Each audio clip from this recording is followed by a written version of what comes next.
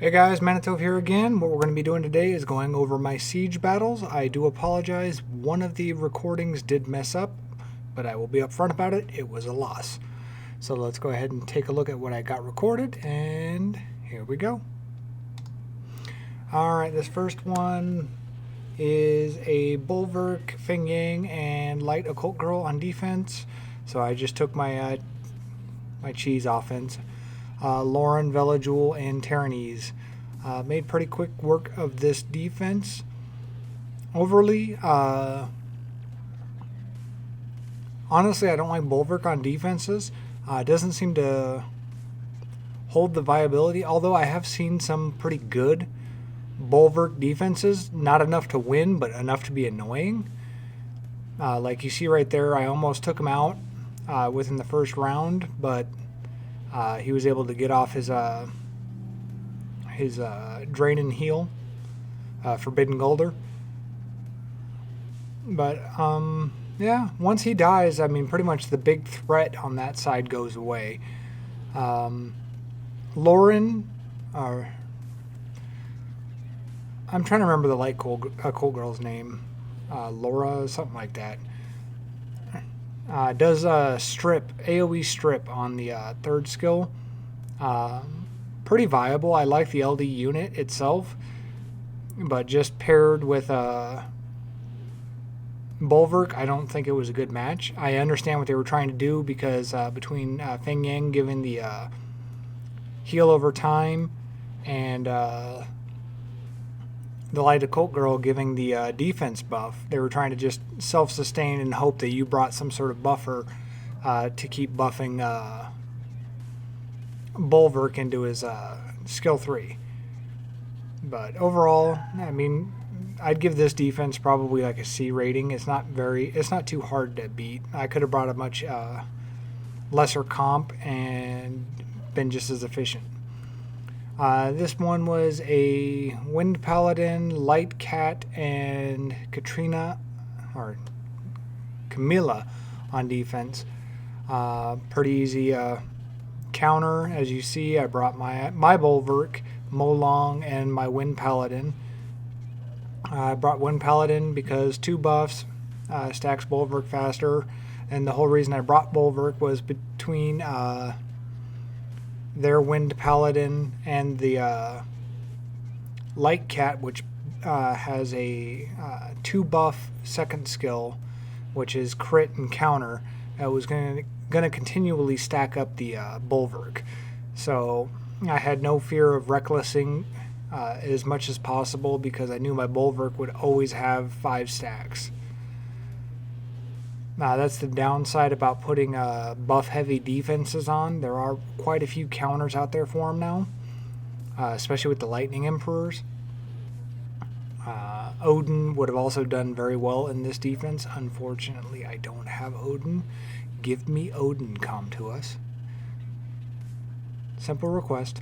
Or Daphnis. I'll take either. Not going to be picky. But as you see, this was pretty easily handled. Not a stellar defense, probably about a D ranking from what I can see. Really not much viability. There's so many counters to this defense, it's not even... I wouldn't consider it to be viable.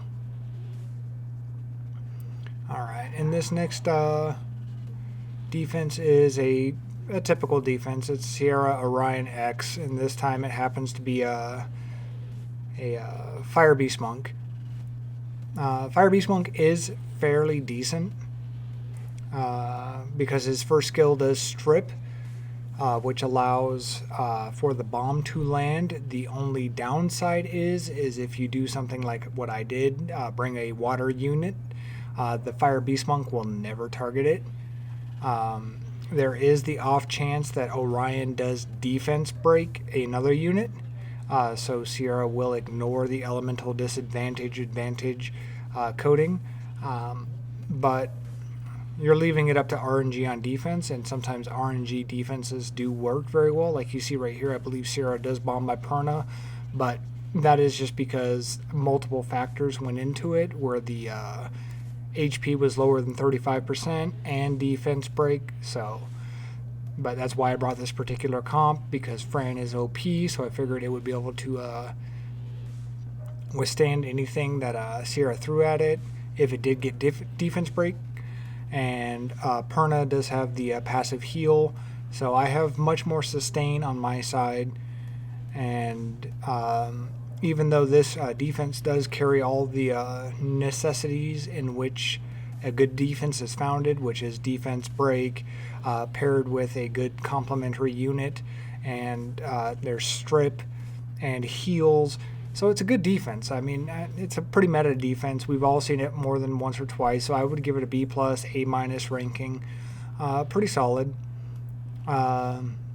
Actually, Kumar is relatively annoying on defense, and we've all run into it with the Violent Runes, in which they seem to already know their next move before they make their first move, so they'll AoE into a heal, or they'll heal when they shouldn't really heal, but they do it anyways, and then they go into their AoE. Beast Monks are annoying on defense just because they're tanky. The whole Bruiser meta coming into effect. Now, what I was doing here, and it looks like I'm stalling, it's exactly what I'm doing, because I wanted the Beast Monk to heal the Orion so I can finally use the AI against itself, because it will heal itself if it's below 50% HP. Otherwise, it will heal another unit.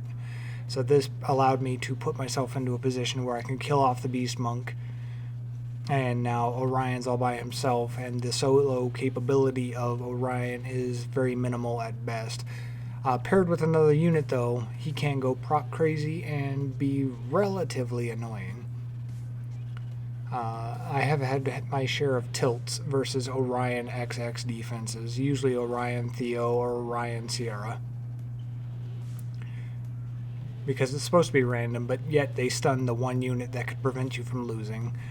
Now, this was a weird defense. Don't really see it too often. Sierra, Theo, Daphnis. That's why I brought a pure water defense. Figuring that no matter what Sierra went after and bombed, I'd be able to handle. Daphnis did go after my Theomars first, which happened to have Will, and did land the defense break because elemental disadvantage is a thing. And as you see, I have elemental disadvantage against the Sierra, and it misses the bomb. So, but my aerial is very beefy. Speed, HP on Nemesis. My Varad is on Will, Violent. So I didn't think there was any chance I was going to lose. And as you see, it paid out pretty much as I expected it. Now this next one, pretty meta comp. Kamoon, Bastet, Odin. That's why I brought my Vanessa and my Leo. And this time I threw in Tessarion. Just for this reason, land Oblivion, so now when my Leo gets to attack, I can kill the Odin, and I don't have to kill the Odin twice. Now he's dead. Now I'll just switch my focus to the Kamoon, try to land Oblivion on him, so I don't have to deal with the shield, and it's pretty much a GG from there. Pretty meta comp, it's in that A+ tier because everyone's using it right now. A good Bastet, especially a good Bastet on Violent, makes this defense really, really tough. As you see, they put their shiny on it.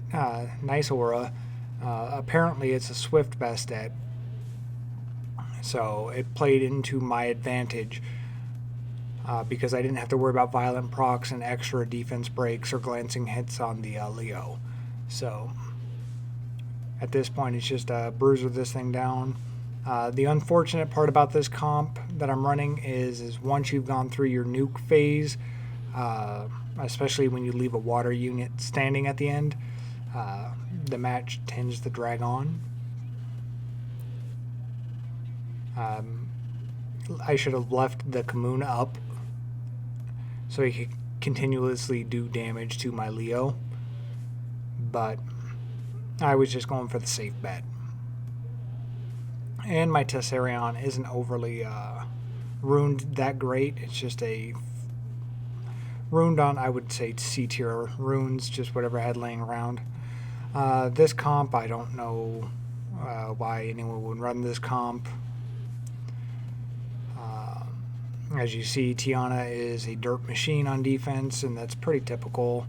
Lively and Sierra are easily duped into following AI trends, so that's why I brought the Light Golem. Even if they landed 4 bombs on him, he wasn't going to die in the first turn. That would give me plenty of time to kill the major threat, which would be Sierra, because it has the ability to land more bombs over a shorter period of time. I threw up defense and immunity just because I wanted a little bit more survivability for one more turn. At this point, neither Lively or Tiana are going to be able to kill Garo. My Rakan is not skilled up yet, but is on Vampire. And he's relatively slow, so that's why I don't use him all that often. But still not a bad unit, especially in this instance, just if I want to tank some damage out. It all worked out pretty much by design. Now, for the next match. This is one of the matches that I lost that did not record. I tried to force an Eladriel pick into this, thinking it could tank the Leica. And I also brought a Bulldozer and Emma, who is unskilled at this point. So multiple factors played into the loss that I had. So I just brought my Leica in, brought my second Molong and Jean. Made it pretty easy. It's really not a tough defense. Aerial on defense is just absolutely terrible, unless for some reason you're running a 280 plus speed bio Nemesis aerial on defense. Its viability is very limited, which is why I brought them along, because if I stay above the 65% threshold, Ariel will not heal based on his AI, which allows Molong to just snipe it out. Jean has a heal on skill 1 and is very proc prone on offense and defense, so sustainability was there. Pretty easy fight. I lose this match right here, and I'm going to tell you why I lost this match so you don't make the same mistake I did. Should have been an easy win.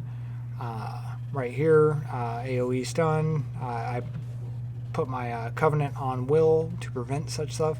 Right here is where I lose the match. I should have killed the Okeanos instead of the Light Skydancer. And as you see why, Okeanos is pretty fast and he is on Violent. So he was able to maintain the CC and a couple of good stuns from the Water Beast Monk, Chandra. Pretty much put me in a bad position. And I lose. So going on to the next match, I redid this defense. Just cheesed it out, brought my Sierra, Tiana, and Ganymede. Just attack bar boost, reset the Okeanos, bomb the Light Skydancer, and just wait for time to play out at this point. I'll ventilate, I'll drop a bomb onto the Okeanos so I can get the 2-unit stun. Finding out that the Light Skydancer is relatively tanky. It took 18k, only about 50% of its life. But that's the exact reason why I wanted to bomb the Light Skydancer and then reset the Okeanos, because it would take 3 turns for the AoE, even if it procced, to come back up. I got lucky with a defense break on the Okeanos with my Tiana, but it got transferred back to my Sierra. But at this point, the match is already well in hand.